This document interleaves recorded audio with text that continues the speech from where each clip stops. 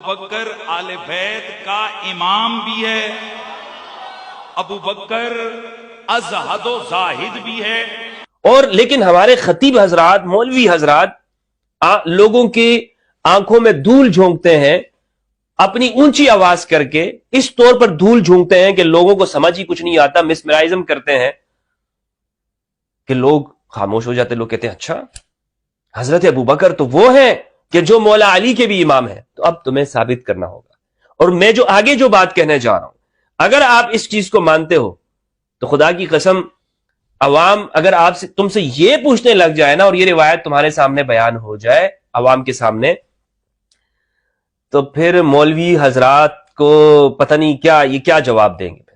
خدا کو تو انہوں نے جواب دینا ہے یا نہیں دینا، یہ شاید یہ سمجھ لیا ان لوگوں نے کہ ہم نے کسی کو جواب نہیں دینا، عوام کو تو یہ جواب دینا سمجھتے ہی نہیں ہے، لیکن شاید انہوں نے یہ بھی لکھ لیا کہ ہم نے اللہ کے سامنے بھی پیش نہیں ہونا، حالانکہ قرآن میں ہے کونوا قوامین بالقسط شہداء للہ، انصاف کے لیے کھڑے ہو جاؤ، اللہ کے لیے گواہ بن جاؤ۔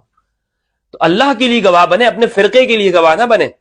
یہ مولوی حضرات اپنے فرقے کے لیے گواہ، کیونکہ اس طرح کی بات اگر کریں گے تو آپ اپنے فرقے میں پاپولر ہو جاؤ گے، اور اکثریت چونکہ سنیوں کی ہے ماشاءاللہ، ان کو ہم نے سن کر رکھا ہے کہ وہ لاجک دلیل سے تو ان کو بات کرنا ہم نے سکھائی نہیں ہے کہ وہ سوچے بھی، کہ وہ یہ بات بھی پوچھیں جو آج میں آپ کے سامنے بیان کرنے چاہ رہا ہوں۔ اگر یہ بات ایسی ہے اور ہم اس کو مان لیتے ہیں کہ مولا علی نے حضرت ابوبکر رضی اللہ عنہ کے پیچھے نمازیں پڑھی ہیں، تو آگے جو سوال پیدا ہو رہے ہیں وہ سوال پھر میں آپ کے سامنے پیش کرنا چاہوں گا۔ وہ یہ ہے کہ میں آپ سے یہ کہنا چاہتا ہوں کہ اگر آپ یہ کہتے ہیں کہ مولا علی نے حضرت ابوبکر کے پیچھے نمازیں پڑھی ہیں، تو رسول اللہ صلی اللہ علیہ وآلہ وسلم نے خود عبد الرحمن ابن عوف صحابی ان کے پیچھے نمازیں پڑھی، نماز پڑھی ہے، نمازیں نہیں، بہت ساری نمازیں نہیں، ایک نماز پڑھی ہے، لیکن بہرحال نماز پڑھی ہے عبد الرحمن بن عوف رضی اللہ عنہ کے پیچھے۔ اب مجھے بتائیں مولوی صاحب، کیا آپ یہ کہیں گے کہ اگر حضرت ابوبکر مولا علی کے بھی امام ہیں، کیونکہ مولا علی نے پیچھے نمازیں پڑھی ہیں، تو کیا مولوی جی آپ یہ کہیں گے کہ عبد الرحمن ابن عوف وہ رسول اللہ کے امام ہیں کیونکہ رسول اللہ نے پیچھے نماز پڑھی ہے؟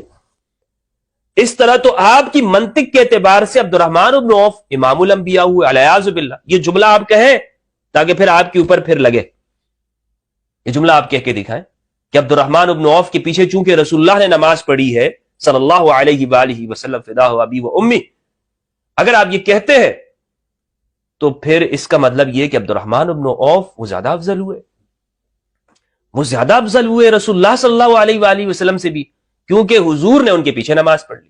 اب یہ کہاں لکھا ہوا ہے؟ یہ ہے جناب صحیح مسلم کے اندر۔ کہاں ہے؟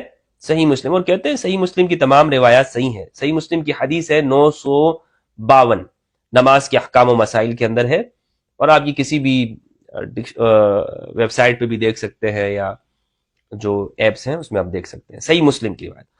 ابن شہاب کہتے ہیں عباد بن زید سے ان عروۃ بن المغیرہ ابن شعبہ، انہوں نے روایت کی اخبرہ ان المغیرۃ بن شعبہ اخبرہ انہ غزا مع رسول اللہ صلی اللہ علیہ وآلہ وسلم۔ مختصر یہ کہ یہ حدیث مغیرہ بن شعبہ سے روایت ہے۔ کس سے روایت ہے؟ مغیرہ بن شعبہ سے۔ ترجمہ میں آپ کے سامنے رکھتا ہوں۔ مغیرہ بن شعبہ کہتے ہیں کہ وہ رسول اللہ صلی اللہ علیہ وآلہ وسلم کے ساتھ غزوہ تبوک میں شریک ہوئے۔ مغیرہ نے کہا کہ صبح کی نماز سے پہلے رسول اللہ صلی اللہ علیہ وآلہ وسلم قضاء حاجت کے لیے باہر نکلے، اور میں نے آپ کے ہمراہ پانی کا ایک برتن اٹھایا۔ جب رسول اللہ صلی اللہ علیہ وآلہ وسلم میری طرف لوٹے تو میں برتن سے آپ کے ہاتھوں پر پانی ڈالنے لگا۔ سبحان اللہ۔ آپ نے اپنے دونوں ہاتھ 3 بار دھوئے، پھر اپنا چہرہ دھویا، اس کے بعد اپنے دونوں ہاتھوں سے جب جبہ نکالنے لگے، جبے کی دونوں آستینیں تنگ ہوئیں تو آپ نے اپنے ہاتھ جبے کے اندر کر لیے، حتیٰ کہ آپ نے اپنے بازو جبے کے نیچے سے نکال لی اور دونوں ہاتھ کوہنیوں تک دھوئے، پھر اپنے دونوں موضوع پر مسح کر کے وضو مکمل کیا، پھر آپ آگے بڑھے۔ مغیرہ کہتے ہیں کہ میں بھی آپ کے ساتھ آگے بڑھا، یہاں تک کہ ہم نے لوگوں کو اس حال میں پایا کہ عبد الرحمن بن عوف کو آگے کر چکے تھے۔ انہوں نے انتظار نہیں کیا کہ حضور تشریف لائیں، حضور وضو کے لیے تشریف لے گئے تھے، اور انہوں نے نماز کے لیے امام کس کو آگے کر دیا؟ عبد الرحمن بن عوف۔ صحابی ہے. اچھا، کہتے ہیں یہاں تک کہ ہم نے لوگوں کو اس حال میں پایا کہ وہ عبد الرحمن بن عوف کو آگے کر چکے تھے. انہوں نے نماز پڑھائی اور رسول اللہ صلی اللہ علیہ وآلہ وسلم کو 2 رکعتوں میں سے ایک ملی. آپ نے آخری رکعت لوگوں کے ساتھ ادا کی. چنانچہ حضرت عبد الرحمن بن عوف رضی اللہ عنہ نے سلام پھیرا تو رسول اللہ صلی اللہ علیہ وآلہ وسلم اپنی نماز کی تکمیل کے لیے کھڑے ہو گئے. اس بات نے مسلمانوں کو گھبراہٹ میں مبتلا کر دیا اور انہوں نے کثرت سے سبحان اللہ کہنا شروع کر دیا. جب نبی صلی اللہ علیہ وآلہ وسلم نے اپنی نماز پوری کر لی تو ان کی طرف متوجہ ہوئے اور فرمایا تم نے اچھا کیا یا فرمایا تم نے ٹھیک کیا. آپ نے ان کی تحسین فرمائی کہ انہوں نے وقت پر نماز پڑھ لی تھی. اب اس روایت میں یہ نہیں جاؤں گا کہ قرآن کہتا ہے کہ رسول اللہ سے آگے مت بڑھو اور یہاں پر کیوں انہوں نے امام کو آگے کر لیا. نہیں، حضور نے دیکھ لیا، حضور نے فرمایا کہ ٹھیک ہے تم لوگوں نے اچھا کیا، لیکن بہرحال ایک کام انہوں نے کر لیا اور حضور نے تحسین فرمائی اس کی. یہاں سے اس روایت کو پیش کرنے کا جو مقصد ہے وہ یہ ہے کہ آپ خود دیکھیں اس روایت کو، نمبر کو چیک کریں. صحیح مسلم کی روایت ہے، حضور نے 1 رکعت نماز عبد الرحمن بن عوف صحابی کے پیچھے پڑھی. صبح کی نماز ہے، صبح کی نماز ہے. تو یہ شرف تو عبد الرحمن بن عوف کو حاصل ہو گیا کہ حضور نے ان کے پیچھے نماز پڑھی ہے. بتائیں مولوی صاحب، کیا عبد الرحمن بن عوف امام الانبیاء ہوئے؟